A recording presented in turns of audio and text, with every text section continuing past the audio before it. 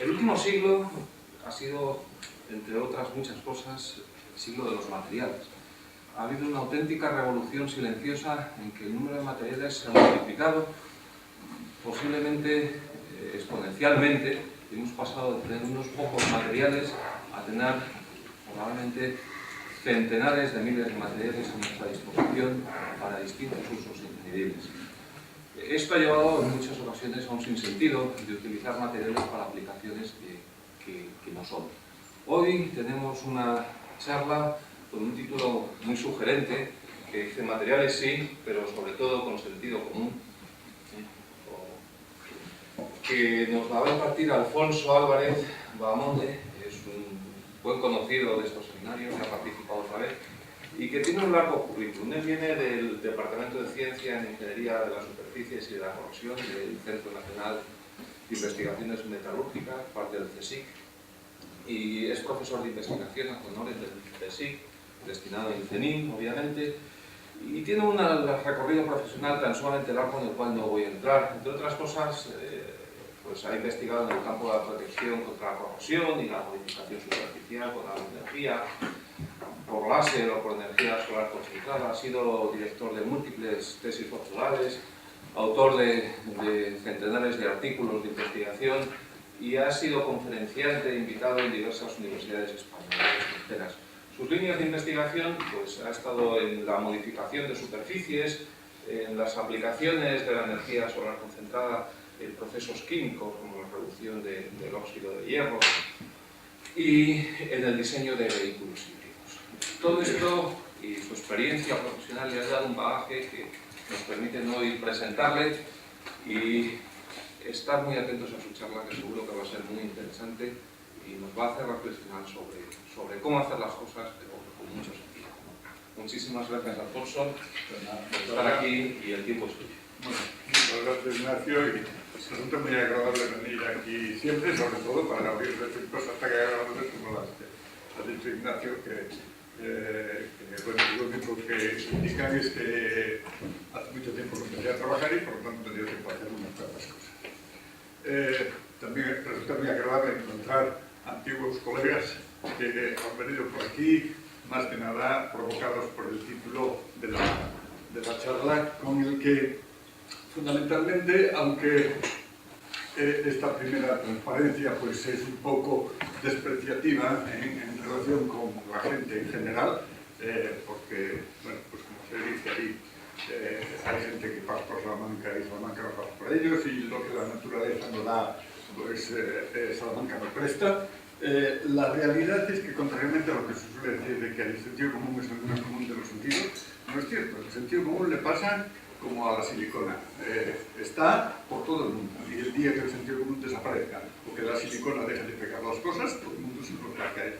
Entonces eso es el punto de vista fundamental que nosotros debemos de tener presente, y es que las cosas no son, aunque las cosas son complejas a la hora de explicarlas y a la hora de entenderlas, si nosotros tenemos sentido común, muchos de los aspectos que no conocemos se pueden resolver. E inversamente, aplicando el sentido común, podemos resolver muchas cosas que no siempre conocemos del todo, porque el sentido común es bastante intuitivo y algunas veces la intuición nos engaña, no en todas nos engaña. Entonces, la mayor parte de las cosas que voy a comentar van a tener relación con la corrosión, porque es el campo fundamental en el que yo he estado trabajando, y lo importante, o lo que quiero destacar, es que todavía ahora, cuando ya se conocen bien todas las técnicas electroquímicas, se sabe cuál es la razón de que las cosas se oxidan, y que cuando hay algo que se oxida hay algo que se reduce, que tenemos las pilas, que sabemos pilas de corrosión, etc. La corrosión sigue siendo algo mágico. Y entonces, pues resulta sorprendente el que la gente no se entere de que vivimos en un mundo que se está corroyendo continuamente. Hemos sacado los materiales de su estado de equilibrio, los hemos convertido en metales, y entonces los metales pues tienen que regresar a su estado de equilibrio, porque nosotros lo tenemos en un estado de desequilibrio. Un estado de desequilibrio donde lo que procuramos es que la cinética con la que ese desequilibrio los vuelve a su estado de estabilidad, que es como óxidos, carbonatos, sulfuros o lo que sea, pues sea lo más lenta posible para que dure toda la vida nuestra, toda la vida. Pero es un proceso irreversible y la gente vive ignorando que esa es una realidad. Después, por otro lado, esos conceptos son unos conceptos sencillos que nos han explicado en el bachillerato y además nos los han explicado razonablemente bien. Lo único que pasa es que en aquel momento nosotros estábamos pensando en otra cosa. Y entonces lo más probable es que no lo hayamos entendido y por eso cuando llegamos a la universidad y nos lo vuelven a explicar, bueno, algunas veces ya lo entendemos y otras seguimos pensando en otras cosas y seguimos sin entenderlo. Entonces, aunque no se ve bien ahí la última línea en rojo, que con tanta luz, pues entonces no se ve bien el contraste, pues lo único que hay que hacer en la vida es tener media docena de ideas claras, y con esa media docena de ideas claras realmente podemos hacer prácticamente todo lo que nos vamos a encontrar enfrentados a tener que tomar decisiones. Y después es una cuestión siempre que destaco mucho, y es que los materiales están bien hechos. La gente lo que pasa es que, como le da un poco de reparo echarle la culpa a una persona, entonces lo que le echa la culpa es al material. Entonces, es decir, en vez de decir, oye usted que esto lo ha hecho mal, dice, este material está mal, porque es como más delicado echarle la culpa a la silla que se rompe y no al señor que fabricó la silla mal y que por lo tanto la silla se rompe. Entonces, eso es importante a la hora de que a nosotros se nos planteen problemas que alguien nos presenta como: tengo este problema de corrosión, me ha fallado este material, este proceso se ha ido al diablo, pues porque ha habido una perforación en algún sitio y se ha disparado todo el proceso y todos los equilibrios, ¿no? Y después, la otra cuestión que es importante es que las circunstancias no se suelen controlar. Nosotros en estos momentos tenemos unos sistemas eléctricos, electrónicos y con sistemas de regulación de lo más sofisticado del mundo, y entonces vivimos felices porque para eso tenemos todos esos sistemas de regulación. Pero esos sistemas de regulación algunas veces no regulan bien y algunas veces pasa algo que hace que los sistemas, aunque regulen bien, dejen de regular bien, no porque el sistema falle, sino porque las circunstancias fallan. Entonces esas dos cosas yo creo que conviene tenerlas siempre presentes, porque con cierta frecuencia ahí es donde suele estar la causa de los problemas. Y esta es una referencia que suelo poner siempre que hablamos de estas cosas, para destacar que en las causas de los fallos en general y de los de corrosión en particular, nunca es una palabra muy absoluta, casi nunca ocurre un perjuicio notable porque hay un solo error, sino porque hay 2 o 3 coincidentes. Por eso ahí se puede ver que esas barras no suman todas 50, no suman todas 100, sino que varias de ellas suman más de 100. Eso quiere decir que cuando nosotros con la suma de esas probabilidades alcanzamos el más de 100, pues nos vamos a tener un fallo. Entonces el fallo puede ser, si nosotros tenemos un fallo de un defecto de diseño, bueno, yo no sé si se entiende bien, aplicaciones inadecuadas de tratamiento, condiciones de operación imprevistas, mal control de procesos, defecto de materiales, error humano, desconocimiento de riesgo, contaminación de productos o fallo instrumental. Pues se puede ver, esas van disminuyendo. Entonces las 3 principales son estas 3.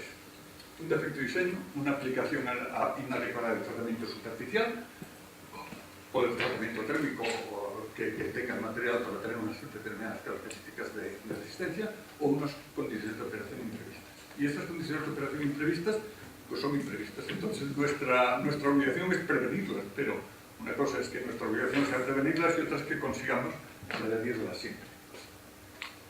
Pero lo importante entonces es tener una cierta confianza de que haciendo las cosas bien, pues podremos hacer una cosa mal, con lo cual no pasa demasiado. Ya tenemos que hacer 2 o 3 mal, y entonces, hombre, si hacemos 2 o 3 quiere decir que no nos hemos aplicado mucho. Después, bueno, yo pertenezco a una generación que estudió latín en el bachillerato, y entonces, como habéis visto, esta es la tercera o cuarta frase en latín, pero es que a mí el latín me encanta. Y entonces me parece que además las frases en latín son como muy contundentes, ¿no? Entonces, este de Nullius in Verba es el moto de la Royal Society, que frente a las discusiones más académicas o más, bueno, de hablar sobre el sexo de los ángeles que había en el continente, pues el esquema de los ingleses es: dejémonos de palabras y experimentemos las cosas. fue, digamos, los dos sistemas de desarrollo científico, el más racionalista, digamos, francés, o el más empirista de los ingleses. Eso nos lleva a, lo aplico yo, esta frase, a que desconfiemos de la información que recibimos cuando nos plantean un problema. Y las razones son las 4 que vienen aquí abajo. El interlocutor normalmente es el jefe de la planta, o el director de la empresa, o el administrador de la empresa, que no es un técnico. Por lo tanto, lo que ve es lo que ocurre, pero lo ve con los ojos de un técnico. Entonces, el ojo de un técnico ve unas cosas y el ojo del que no es técnico, pues ve otras cosas. Después, existe un cierto prejuicio sobre las cosas. El material está mal. Ese es el prejuicio. El material que me sirvieron era malo. No tenía calidad. Bueno, usted tenía que haberlo controlado, cosa que no se suele hacer. Y después, eso es lo más divertido de todo, quieren que las cosas se resuelvan por teléfono. Entonces, oiga, mire que tengo un problema, a ver si usted podría decirme, venga, por aquí, tráigame el problema, enséñeme el enfermo, déjeme que lo ausculte. Entonces, del mismo modo que nosotros no atenderíamos, aunque vamos a acabar haciendo a los médicos para que no nos cobren el euro por receta, ¿no? Que se nos atiendan por teléfono, pues la verdad es que atender por teléfono algunas veces sí se puede resolver porque es una cosa muy sencillita. Pero otras veces, cuando es un poquín complicada, evidentemente no se puede hacer por teléfono, sobre todo por las 3 razones anteriores. Porque la información que recibimos es una información incorrecta sobre la que no se pueden tomar decisiones. Después, la actitud general para terminar de afrontar un problema que se nos plantea es el de recibir la información, pero sobre todo hacer la verificación. No es que la información sea inútil, la información es cierta y nos da unas ciertas pistas, sobre todo cuando tenemos una cierta experiencia de que cuando nos dicen tal cosa probablemente lo que haya ocurrido sea otra. Y después nosotros tenemos que hacer unas verificaciones que van desde tener los datos anteriores, saber cuándo es el problema, porque esa es otra cuestión bastante curiosa que suele ocurrir, y es que una persona tiene un problema durante 1 año y medio y entonces te llama y quiere que por teléfono lo resuelvas en 2 semanas porque tiene un apuro. Y por usted haberme avisado hace 1 año y medio, ¿no? Entonces, pretenden transmitirte la urgencia y, no digo que la culpabilización de que, mire usted, es que la planta está... yo no lo puedo resolver. Y después la otra cuestión es las modificaciones que se han hecho respecto a lo que podían... ¿Dónde está aquí el puntito? ¿Dónde es el...? En el centro, encima de las flechas, ¿por qué es que...? Aquí encima. Junto a los pliegos de condiciones. Puede que los pliegos de condiciones estén bien hechos, que no siempre lo están, pero... Vamos a ver. Pero lo que ocurre es que después de lo que nosotros hemos hecho, la planta o la instalación, o sea, ha tenido una serie de modificaciones a lo largo de su vida, y la situación que tenemos actualmente ya no es la que teníamos inicialmente. Entonces, lo que probablemente inicialmente fue bueno, en estos momentos es posible que se haya cambiado, y como las personas que lo cambiaron de un modo razonable, pues dicen, no, aquí no ha pasado nada. Cuando sí se ha producido el cambio. Entonces, ahora vamos a plantear algunos casos prácticos, que yo creo que es la forma más fácil de adquirir estas ideas que yo quiero transmitiros por vía inductiva, ¿no? Entonces nosotros tenemos una instalación de agua fría y de agua caliente, donde las tuberías están galvanizadas y bueno, pues el agua tarda mucho en subir. Entonces digo, bueno, esto hay que cambiarlo. Bueno, una solución sería limpiar las tuberías. Si nosotros tenemos las luces obstruidas, oiga, limpiemos las tuberías. Pero otra alternativa es cambiemos las tuberías, tiremos todas las tuberías y lo que hay dentro que no sirve para nada. Parece que la primera solución es la solución más inteligente y en principio tendría que ser la más barata. Entonces propone, ya que somos más modernos, vamos a sustituir las tuberías galvanizadas por unas de cobre. Y entonces esto es una cosa muy interesante, porque estas cosas es una decisión que toma la Junta de Vecinos, la Asamblea. Yo no sé si vosotros veis en alguna Asamblea de Vecinos, pero es sociológicamente interesante que todos vayáis a una Asamblea de Vecinos, porque ahí se aprende mucho más que las asambleas de la facultad, que no se aprende bastante, ¿no? porque en la asamblea de la facultad tenemos la disculpa que todos somos jóvenes y decimos tonterías, pero en la asamblea de vecinos de jóvenes poco y de tonterías en cambio muchísimo. Entonces, ahí lo primero que te encuentras es que la gente habla del hierro y los metales. Entonces, una cosa es el hierro y otra son los metales. Entonces, esa es la primera cuestión. Y una persona con ese bagaje técnico pontifica lo que podáis imaginar. Y después otra cosa es que el acero galvanizado es el acero galvanizado. Bueno, pero al acero galvanizado, recubrimientos que en zinc, tenemos todos estos recubrimientos. Es igual, es acero galvanizado. Y entonces ya, pues la gente, cuando tú pretendes decir, hombre, no, pero aquí hay una pequeña diferencia. No, bueno, es que eso es galvanizado, se acabó, ya está. Hay las cosas sencillas. Entonces, con ese tipo de situaciones, pues hay que tomar una decisión. Y entonces, normalmente, yo no sé si vosotros conocisteis, o si os tocó por razón de edad, una cosa que se llamaba el libro gordo de Petete, o algo así. No. Bueno, pues era una historieta que había en televisión, donde contaban para los niños que todo estaba en el libro gordo de Petete, donde se explicaban todas las cosas. Bueno, pues la verdad es que hay muchos libros gordos de Petete, uno de los cuales son las normas de la edificación, y en esas normas pues se establecen cuáles son las relaciones que hay entre los problemas que hay con los materiales.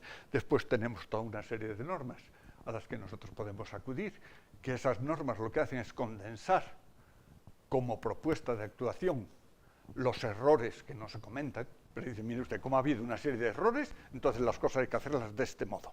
Entonces se dice cómo hay que hacerlas, no se dice cuál ha sido la causa por la que se establecen esas normas, pero esas normas lo que están condensando es una práctica buena y una serie de errores que hay que eliminar. Después, ahí claramente se dice en alguna de estas normas que los tubos de cobre y los tubos de acero galvanizado no se pueden utilizar en conexión el uno con el otro. Y después aquí también vuelve a insistir en otra de las normas donde tampoco se puede utilizar la mezcla de tubos galvanizados y de aceros de cobre. Y en particular, esta lo dice claramente, es decir, no se puede utilizar el cobre antes del acero galvanizado, pero sí el acero galvanizado antes del cobre, como vamos a ver ahora. Y la explicación es que es esta. Si nosotros tenemos los cationes de cobre a la izquierda, que algo se va a disolver, esos cationes cuando llegan a la zona galvanizada se van a depositar por cementación. Entonces el cobre se va a depositar como cobre metálico y entonces ahí vamos a tener una pila de corrosión. Si lo hacemos al revés, no ocurre nada porque nosotros tenemos el cobre al final de la conducción, entonces los iones de cobre que se disuelvan, pues salen por el glifo. Bueno, pues muy bien, pues salen por el glifo y es muy buenas, no pasa nada. Bien, y aquí otra norma más. Entonces aquí volvemos a una referencia que es siempre que podamos debemos utilizar un solo material, pero eso no va a ser siempre posible. Lo único que ocurre es que en el caso de los metales, que cada uno tiene su potencial de corrosión distinto, pues lo que hay que procurar es que la pila de corrosión que se pueda formar sea la más pequeña posible. Y por eso hay estas normas generales que son la de que tengan los potenciales próximos, con lo cual si la diferencia de potencial es más pequeña, la intensidad que pasará es mejor. Lo mejor es que evitar que haya un contacto metálico, con lo cual interrumpimos la pila y por lo tanto ya no tenemos corriente de corrosión. Y en cualquier caso, que el cátodo sea muy pequeño, que el cátodo sea muy pequeño porque entonces el ánodo, al ser muy grande, toda la intensidad de corrosión se divide por una superficie enorme. Entonces la densidad de corriente, que es la intensidad de corrosión dividida por la superficie, es muy pequeña y aunque se corroa, como se va a corroer una superficie muy grande, pues se va a corroer muchísimo más pequeño que si la superficie fuese muy pequeña. Entonces, que la pila, esta pila la hemos hecho todos, bueno, casi todos lo hemos hecho cuando estamos en bachillerato. Y esa es una pila donde nosotros tenemos ahí un ánodo y un cátodo. En el ánodo el zinc se convierte en iones zinc y en el cátodo nosotros tenemos que el cobre se reduce a iones cobre. Entonces, el problema es, existe la propiedad conmutativa en el caso del cobre y del zinc, ahí tenemos un polímero en el medio, con lo cual decimos, bueno, ya no tenemos pila porque hemos separado los dos metales. Y es lo mismo colocar el cobre y el galvanizado del cobre, pues ya hemos dicho que no, y no es lo mismo por esta razón, porque nosotros tenemos aquí que estos iones cobre, aquí se nos van a reducir ahí, y nosotros vamos a tener una pila. Bueno, pues esto fue lo que expliqué yo a mi comunidad de vecinos. Además de eso, conseguí, evidentemente, que media docena de compañeros míos, catedráticos de universidad, de Madrid, de Ciudad Real, de Vigo, no sé qué, escribieron una cartita diciendo esto no se puede hacer. Bueno, pues tenemos la instalación de cobre puesto y yo estoy esperando a que se me empiece a corroer la de mi casa, que está galvanizada cualquier día. Entonces, como lo dejaba allí, pues bueno, antes de 5 días, bueno, la suerte es que como había muchos depósitos en el medio, hasta que el cobre llegue hasta el galvanizado tardará un cierto tiempo, pero bueno, ha sido absolutamente imposible. Y además el señor decía, tenemos el polímero ese que es antielectrolítico. Le dices, bueno, antielectrolítico, ¿cómo va a ser una cosa antielectrolítica? Una cosa es que sea aislante y otra que sea antielectrolítica, pero antielectrolítico es una palabra mágica. Y entonces cuando dice, no, es que tiene una conexión antielectrolítica, pues ya está, pues a vivir que son 2 días. Bueno, pues esa es una de las cosas divertidas de las asociaciones de vecinos. Entonces ahora vamos a ver un caso de una nave galvanizada en la que la información que nosotros recibíamos era esta aquí, donde naturalmente el material era el que tenía la culpa. El material era de mala calidad y por lo tanto pues, el señor, pues, el resultado era que no quería pagar. El material era el mismo en toda la nave, solo se había corroído en una parte de la nave. Se supone que el suministrador no te da medio material bien y medio material mal, te dará todo el material del mismo sitio, o sea que sale todo mal o todo bien, pero es igual.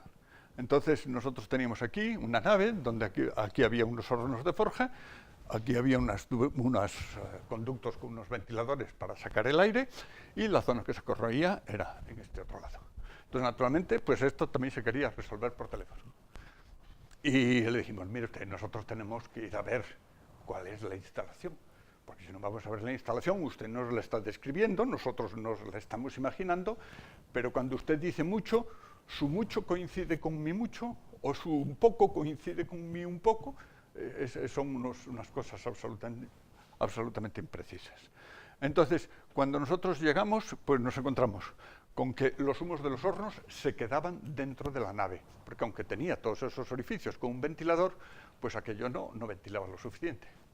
Segundo, que había un intensísimo olor a SO2. Una de las cosas que necesita un químico, todo el mundo lo necesita, pero un químico en particular es tener olfato. Porque tú hueles las cosas y dices, esto huele a SO2, esto huele a clorhídrico, esto huele a no sé qué. Entonces hay muchas cosas que simplemente con el olor tú puedes identificar perfectamente. Cuando nosotros dijimos, oiga, que esto huele a SO2, esto, ¿cómo pueden trabajar ustedes aquí? Y dice, es que Sanidad lo permite. Claro, Sanidad lo que hace es tomar unas muestras de cuál es el contenido en SO2 a la altura en la que el señor está respirando. De todas formas, a la altura en que se estaba respirando, la boca y la nariz tampoco están tan distintas, ¿no? Tan separadas. Entonces, si yo tengo un olor profundo a SO2, quiere decir que estoy respirando SO2. Pero bueno, vamos a suponer que ese contenido en SO2 o que aquel día el viento soplaba bien y entonces los de Sanidad hicieron las normas, la admisión. Y después, y además el asunto es que él decía, bueno, además se corroe en el otro lado, por lo tanto no tiene nada que ver con el horno, porque si no se tenía que corroer encima. Entonces nosotros, bueno, determinamos que los productos de corrosión que había al final eran unos productos blancos, con lo cual está claro que era una producción de productos de corrosión de zinc. Los iones zinc dan sales de color blanco todas, y analizadas pues eran sulfato de zinc. Entonces, claro, si tú tienes un sitio que huele a SO2, en otro lado tienes zinc y lo que hay es sulfato de zinc, pues no hay que ser exageradamente listo para decir, oiga usted, esto tiene que ver algo con el carbón que está utilizando usted aquí en la forja. Entonces, la explicación era la siguiente. Además, había aquí una puerta que normalmente estaba abierta, con lo cual se establecía una corriente de aire en este sentido. Entonces, aquí nosotros teníamos el SO2, SO3 a una temperatura elevada que está gaseoso. Pero cuando esto llegaba por aquí, condensaba, y entonces condensaba como ácido sulfúrico. Y entonces en el momento en que condensaba como ácido sulfúrico atacaba al recubrimiento de zinc, porque los recubrimientos de zinc por debajo de un pH 6,5 pues se atacan. Entonces, eso es imposible resolverlo por teléfono, es evidente, pero el señor quería que lo resolviéramos por teléfono. Después, por otro lado, tú dices, hombre, si pones aquí una chimenea y aquí un orificio para salir, parece como que habría que poner el tubo, tampoco es un despilfarro tan grande poner 3 metros de tubo para que eso salga fuera. Y bueno, no es que sacar las cosas fuera sea una solución, pero por lo menos se diluye inmensamente y no suele producir problemas, aunque algunas veces sí. Después, otro caso curioso fue este en el que, esto es un tubo de estos que se empalman para hacer riego por aspersión. Entonces estos tubos eran unos tubos galvanizados que se corroían. Y entonces, pues claro, el galvanizado evidentemente era un galvanizado de mala calidad, el que se había suministrado. Y la información que teníamos era que era un agua de pozo, que era un agua sin contaminar, que era un agua muy apreciada por todo el mundo, que iba a beber agua del pozo, con lo cual el agua es buenísima. Y por lo tanto, ¿cuál es la explicación? El tubo galvanizado es de mala calidad. Bueno, pues ahí hubo que convencer al señor primero de que nos mandaran unas muestras de agua, con lo cual resulta que las muestras de agua estaban aquí en 5 y pico. 5 y pico, eso se corroe muy deprisa.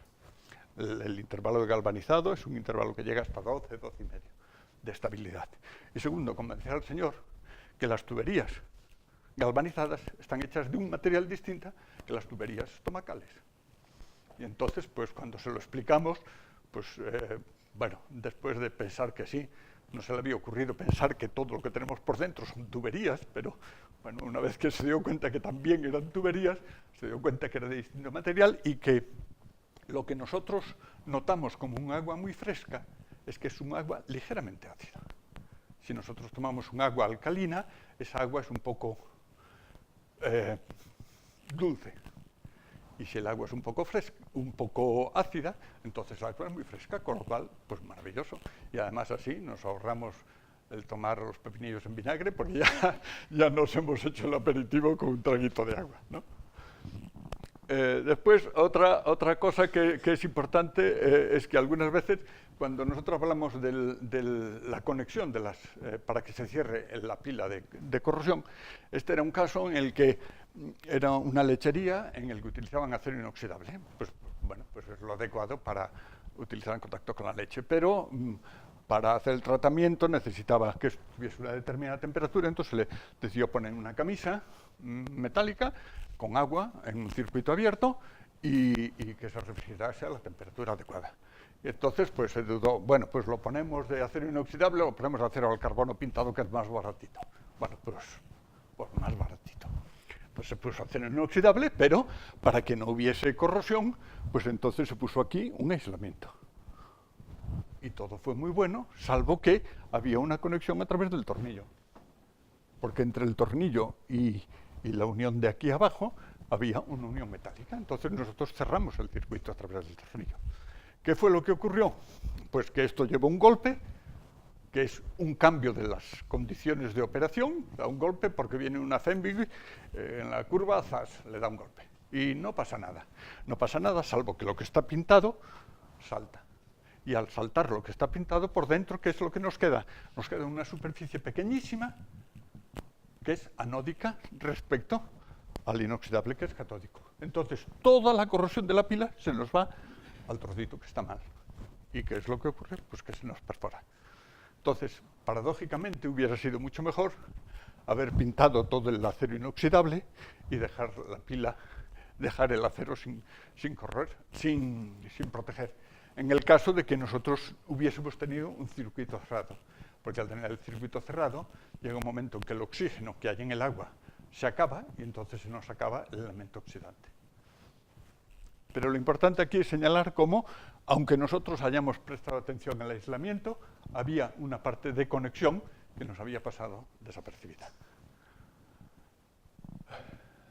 Después, antes había dicho que si echamos las cosas por la chimenea, lo cual está muy mal, porque eso es como esconder el polvo debajo de la alfombra, al final siempre acaba apareciendo, pues eso se diluye.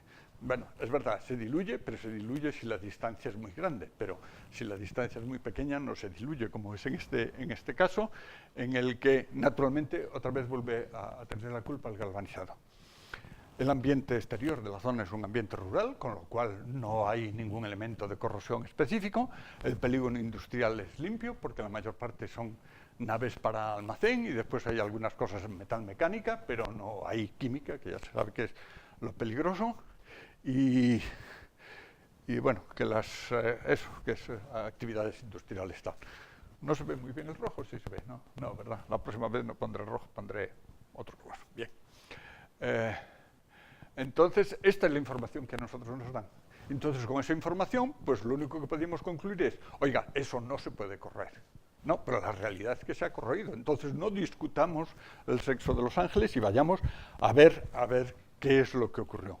Y cuando fuimos a ver lo que ocurrió, fue la misma nave que teníamos en el otro caso, que se les corroía por dentro y se les corroía por fuera. Por eso está aquí esta nave que tenía los horros. Pues esto inicialmente era horizontal, pero resulta que allí llovía bastante y entonces eso se embalsaba el agua. Entonces teníamos que la techumbre estaba así un poquitín embalsada. Y en esa techumbre había, en el agua embalsada, se veía polvillo metálico. Y después otra cosa que también tenemos los químicos, por lo menos los de la vieja escuela, porque los de la nueva escuela se ponen todos guantes de látex, pero los de la vieja escuela metíamos la mano en el agua y no nos importaba, es que tocase aquello y con el tacto te das cuenta de que aquello es ácido, porque al tacto se nota, vuelve a ser otra vez el ácido es un poco más áspero y las cosas que son alcalinas un poco más untuosas. Eso no quiero decir que hagáis eso, ¿no? Ponéis los guantes de látex y os lleváis un pHímetro y medís el pH.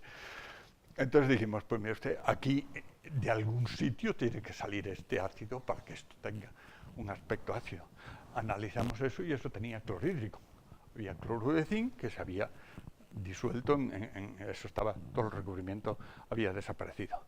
La única nave que había alrededor, era cerca, era una nave de mecanizados, pero todos los báculos de iluminación, que son galvanizados por inmersión caliente, y las bandas de carretera que había en las parcelas del polígono, todas estaban perfectamente en buen estado. Entonces tú dices, hombre, pues no parece que esto sea un ambiente muy corrosivo, porque si no, todas estas cosas tendrían que haberse corroído.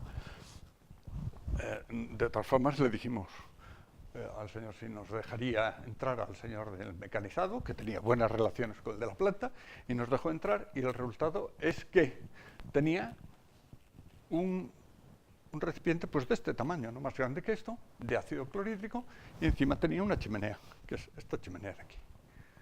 Y por esa chimenea salía un poquito de ácido, porque de vez en cuando algunas de las piezas que venían para mecanizar venían un poco oxidadas y entonces las metían el ácido. Y como eso era poquita cosa, pues para arriba todo lo que saliese, menos lo que se quedaba dentro de la atmósfera de la planta, que nada más entrar notabas que olía un poco a ácido clorhídrico.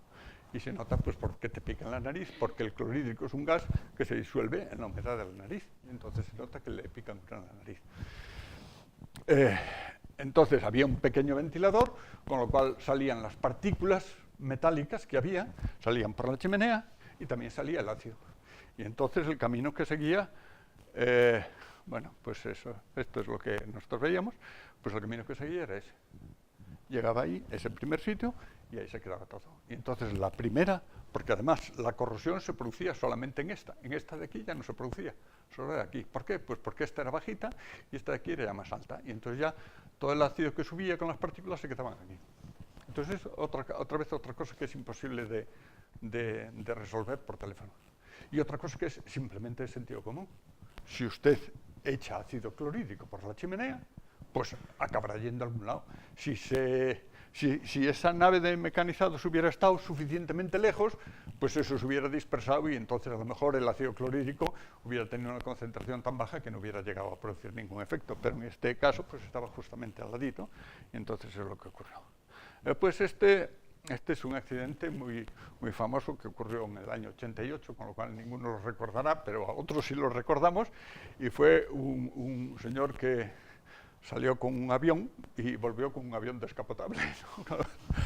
Con lo cual es recomendable lo que dicen las azafatas, lleve el cinturón puesto todo el viaje, sí, llévelo, aunque no haya turbulencias. No. Bueno, no se le perdió ningún pasajero, no sé si fue porque iban todos atados o porque buena suerte. Entonces se le marchó todo eso. Bueno.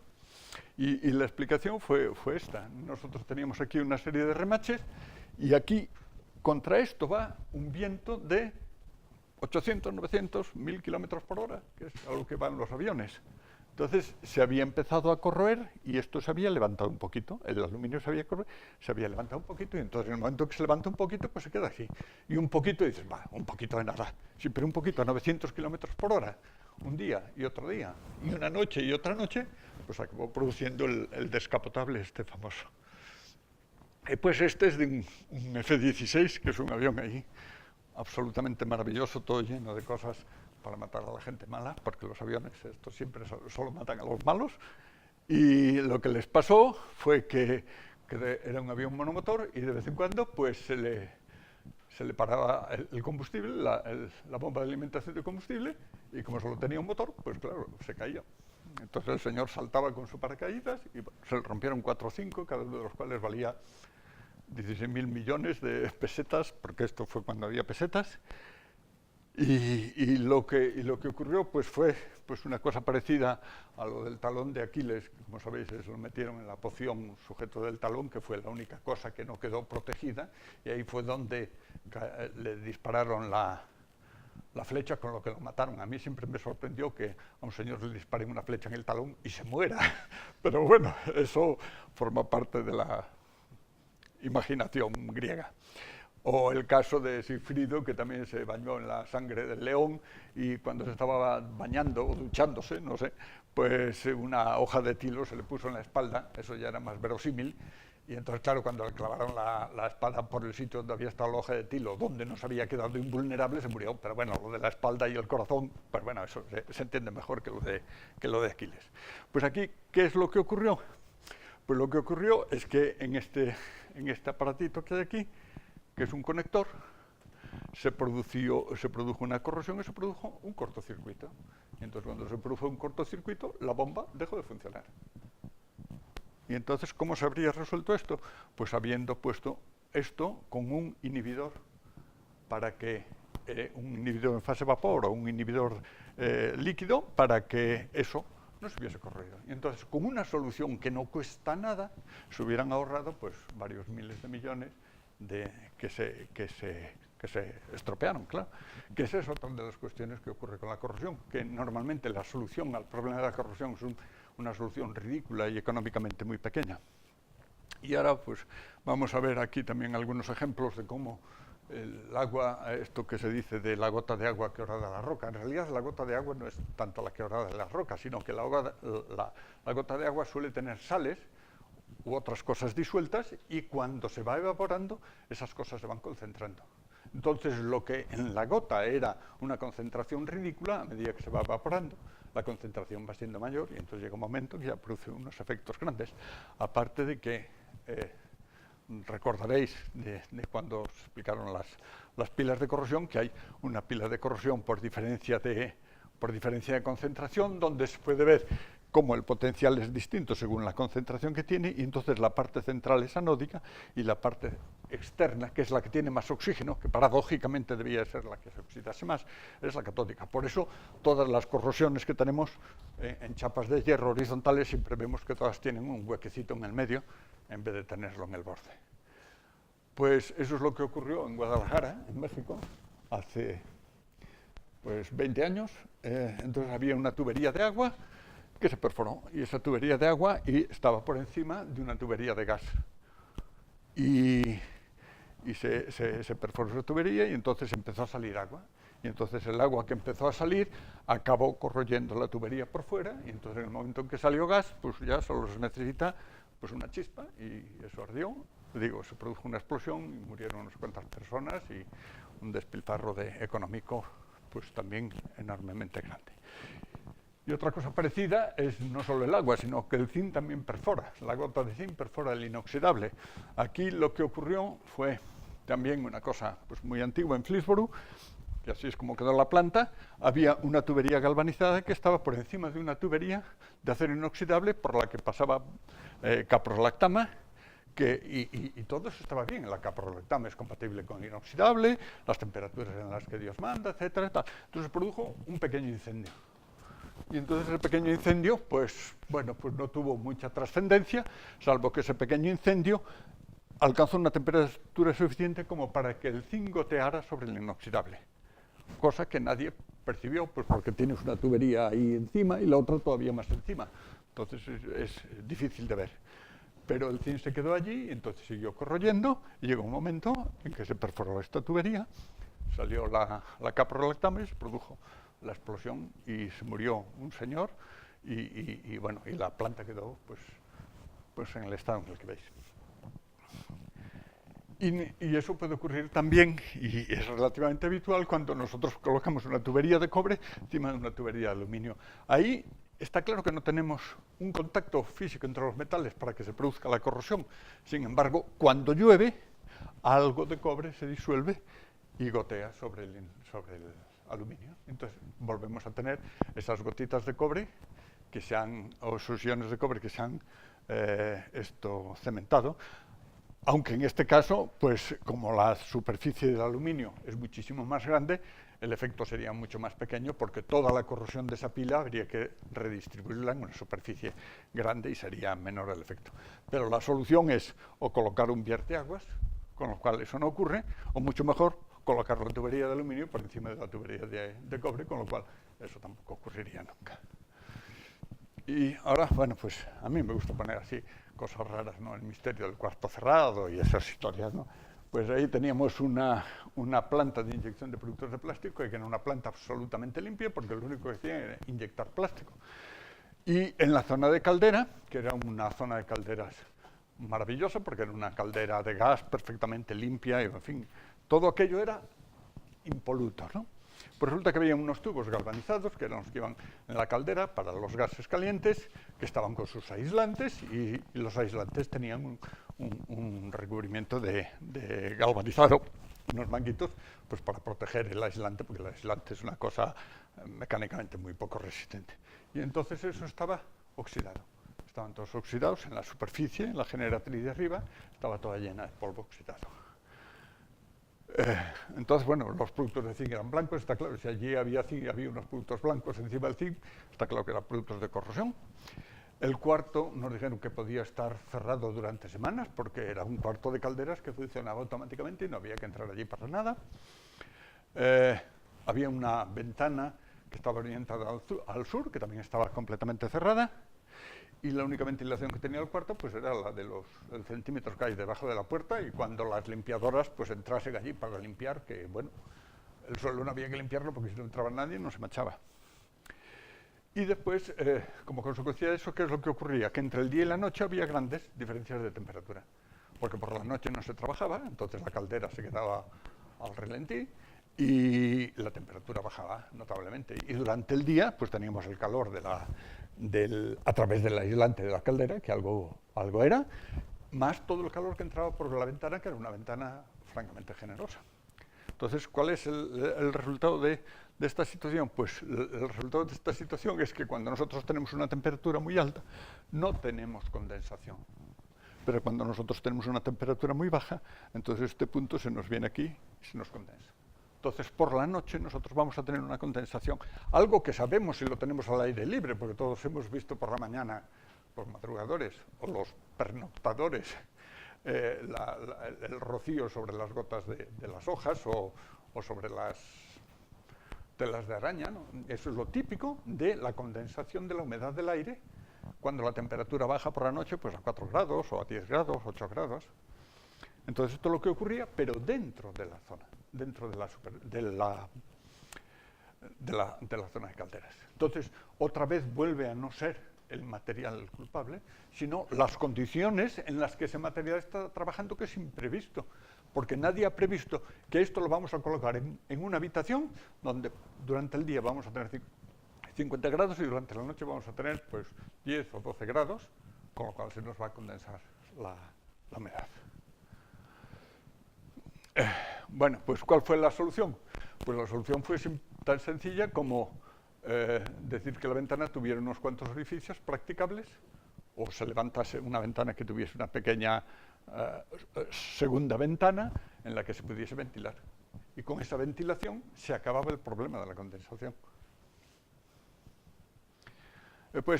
Habíamos dicho que los aislamientos son unos aislamientos que mecánicamente son muy poco resistentes, ¿no? Porque es lana de vidrio o cualquier cosa por el estilo.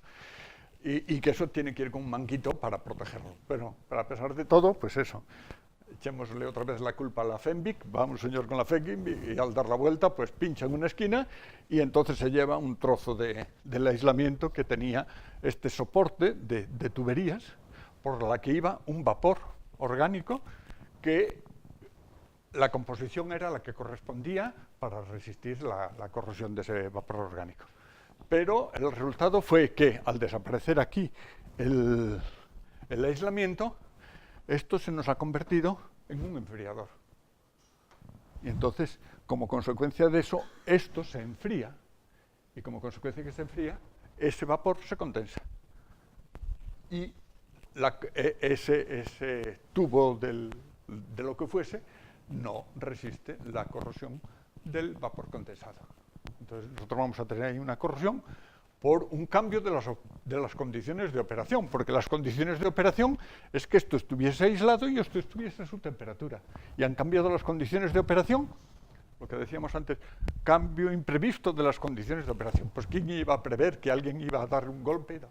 Y después de haber dado el golpe decir, oh, tenemos que poner aquí, a ver si algún día ponemos aquí el aislamiento porque se ha ido. Y esa decisión, a ver si algún día ponemos el aislamiento, pues pueden ser 3 meses hasta que se pone el aislamiento. Bueno, pues a los 2 meses a lo mejor ya lo tenemos corrido. Y después, esto es una pequeña intromisión en donde nadie me llama, porque ni soy ingeniero de materiales, ni soy ingeniero naval. Pero sí tengo un poco de sentido común. Y entonces eso es lo que voy a aplicar aquí.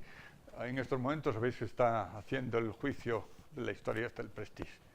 Pues el Prestige lo que le pasó fue que por las razones que fuera, pues apareció una grieta en el Prestige.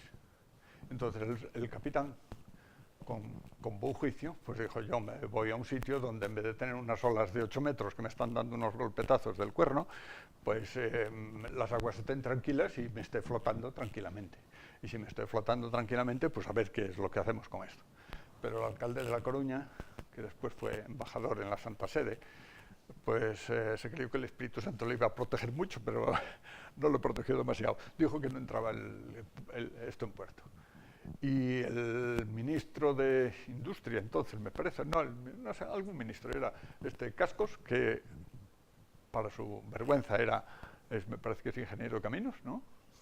Pues dijo que eso se lo sacaran fuera. Y bueno, pues lo sacaron fuera. Y entonces, frente a esta opción de ponerlo en aguas tranquilas, con lo cual nosotros íbamos a tener un barco como si tuviésemos, digamos, una viga uniformemente apoyada, flotando, pero uniformemente apoyada. A la viga le da lo mismo flotar en el agua que estar apoyada en el suelo, con lo cual los esfuerzos que habría en la zona serían mínimos, pues entonces lo mandaron a un sitio donde había una fuerte marejada. Entonces, claro, ahí pasamos de tener una viga que está apoyada en 2 puntos a una viga que está apoyada en 1 punto.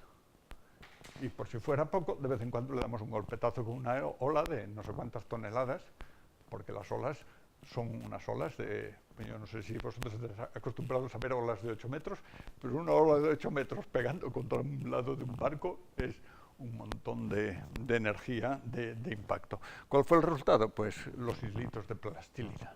Y entonces mi argumento es el siguiente. Vamos a ver, supongamos al paisano más analfabeto de cualquier sitio donde la gente es analfabetísima, que tiene una casa, ahí muy bonita, con su aparador y toda la historia, y con unas tinajas puestas encima, a la que le aparece una grieta ahí. ¿Qué es lo que hace? Se dedica a darle golpes a la viga para ver qué es lo que pasa, o lo primero que hace es que se baja todas las tinajas que tiene arriba, no vaya a ser que se le caigan las tinajas, se le caiga la viga y tal. Bueno, pues entonces ahí tuvimos a todos los expertos del puerto de La Coruña, todos los expertos de todos los lados y todos, que no hicieron nada más que aplicar la falta de sentido común por completo. Entonces, bueno, pues como conclusión, por supuesto que cuanta mejor sea la formación que nosotros tengamos, más elementos tenemos para que nuestro sentido común pueda encontrar una solución y, sobre todo, una explicación a la solución, porque eso es lo importante también. Segundo, lo importante también es que nosotros verifiquemos todas las informaciones que se nos dé, por esta razón que hemos comentado, hemos visto en varios casos, del señor que nos da la información, de lo que ven sus ojos. y de lo que él percibe, de lo que a él le llama la atención. Pero eso no es lo que a nosotros nos llama la atención. Por lo tanto, del mismo modo que se dice que una toma de muestras mal hecha hace inútil un análisis bien hecho, porque si la toma de muestras no es representativa, ¿para qué nos sirve lo que nos digan en el análisis? Del mismo modo, una información incorrecta es algo que no sirve para nada porque no nos representa lo que realmente está ocurriendo, sino que nos está contando solamente lo que este señor ve. Después, prestar atención al cambio de condiciones, porque si nosotros partimos de la base de que los materiales están bien hechos, también partimos de la base de que las instalaciones están bien hechas. Es decir, los profesionales somos una gente razonablemente sensata que hacemos las cosas razonablemente bien. Entonces, cuando falla, muchas de las veces es por un error, pero otras de las veces es porque las condiciones se han modificado. Y después, sobre todo, pues eso, no olvidarse del sentido común. Y por eso pues, no hay palabras que valgan para explicar si el sentido común falta y que es común. Y entonces, para terminar, pues me han dejado esta transparencia que me parece, en fin, el perfecto epílogo a lo que hemos comentado. Pues yo no sé cómo calificar esto, pero en cualquier caso es una solución terriblemente imaginativa, pero así muy dueña del sentido común, pues no parece que sea, ¿no? Entonces, por eso conviene que el sentido común presida todas nuestras decisiones técnicas, y entonces ya termino con la última, que es esta de aquí. Pues muchas gracias.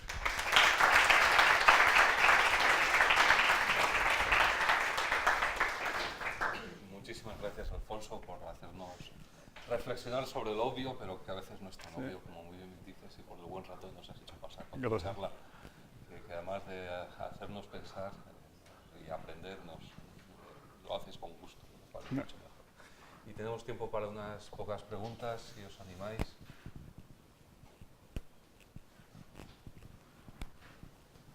No. Bueno, pues el sentido común inunda el habla, entonces no hay ningún problema. Eso que lo he dejado muy claro, y que el mensaje de que los jóvenes ingenieros, físicos, químicos, profesionales, van a tratar de los materiales, tienen que además de usar sus conocimientos, es usar esa intuición que llamamos sentido común, que a veces no es muy intuitiva, pero que es el racionamiento subyacente implícito, en la mente, y que ha dado lugar a ideas geniales en muchos casos. Muchísimas gracias, Alfonso. Gracias.